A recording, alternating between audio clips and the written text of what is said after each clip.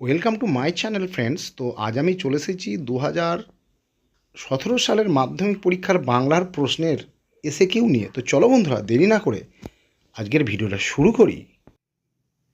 তো বন্ধুরা, আজকে মাধ্যমিক পরীক্ষা 2017 সালের প্রশ্ন উত্তর নিয়ে চলে এসেছি। তো প্রথম প্রশ্ন, তপনের গল্প পড়ে ছোটো মাসি কী বলেছিল?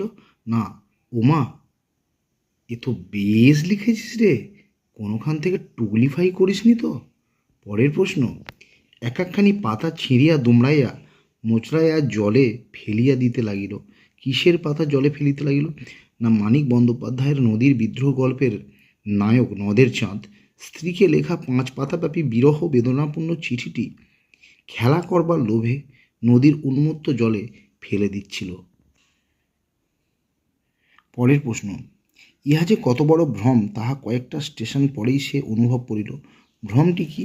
না, ভামযাত্রাকালে ট্রেনে প্রথম শ্রেণীর টিকিট থাকায় অপূর্ব ভেবেছিল রাত্রে ঘুম ভালো হবে, কিন্তু পুলিশি তদন্ত ও ভারতীয় বলে তাকে অপমানিত হয়। এখানে এটাকেই ভ্রম বলা হয়েছে। পরের প্রশ্ন, অদল বদল গল্পটি কে বাংলায় তর্জমা করেছেন? না, অর্ঘ্য কুসুম দত্তগুপ্ত। পরের প্রশ্ন, জগদীশবাবু তীর্থভ্রমণের জন্য কত টাকা বিরাগীকে দিতে চেয়েছিলেন?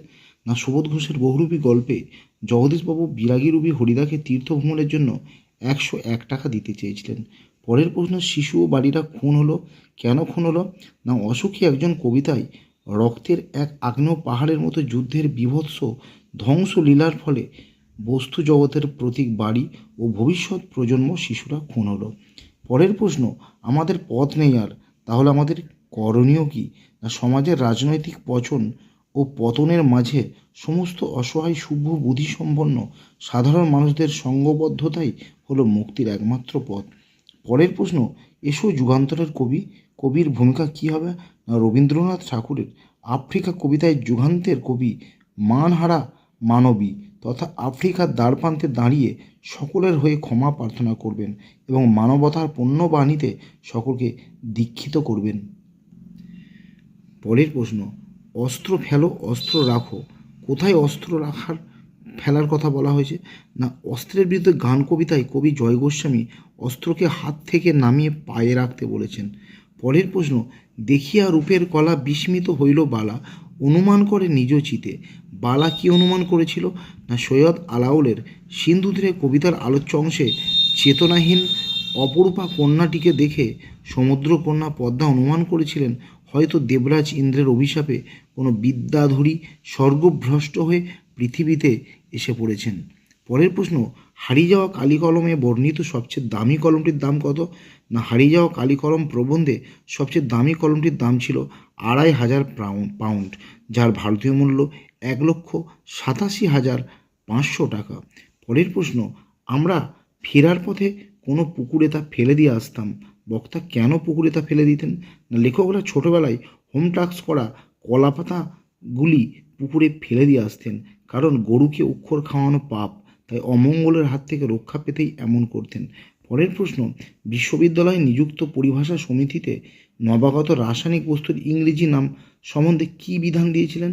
না, প্রাবন্ধিক রাজশেখর বসুর বাংলা ভাষায় বিজ্ঞান প্রবন্ধে কলিকাতা বিশ্ববিদ্যালয়ে নিযুক্ত পরিভাষা সমিতির বিধান ছিল নবাগত রাসায়নিক বস্তুর ইংরেজি নামই বাংলা বানানে চলবে, যেমন অক্সিজেন। পরের প্রশ্ন, পরিভাষার উদ্দেশ্য কী? না, পরিভাষার উদ্দেশ্য হলো ভাষাকে সংক্ষিপ্ত করা এবং তার অর্থকে সুনির্দিষ্ট ও সকলের বোধগম্য করে তোলা। পরের প্রশ্ন, ব্যাকরণ থেকে শূন্য বিভক্তি কাকে বলে?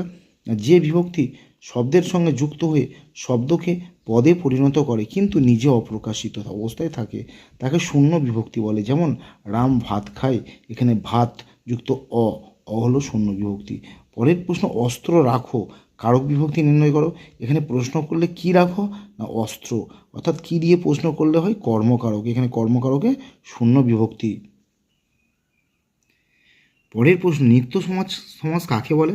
না, যে সমাসের সাধারণ নিয়মে ব্যাসবাক্য হয় না কিংবা ব্যাসবাক্য করতে গেলে অন্য পদের প্রয়োজন পড়ে তাকে নিত্য সমাস বলে, যেমন গ্রামান্তর, অন্য গ্রাম। পরের প্রশ্ন, চরণ কমলের ন্যায় সমাস নির্ণয় করো।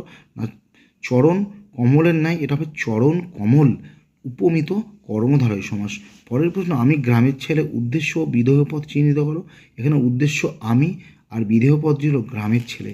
পরের প্রশ্ন, একটি অনুজ্ঞাবাচক বাক্যের উদাহরণ দাও। কখনো মিথ্যা কথা বলো না। পরের প্রশ্ন, কর্তৃবাচ্য থেকে কর্মবাচ্য পরিবর্তনের একটি পদ্ধতি লেখো।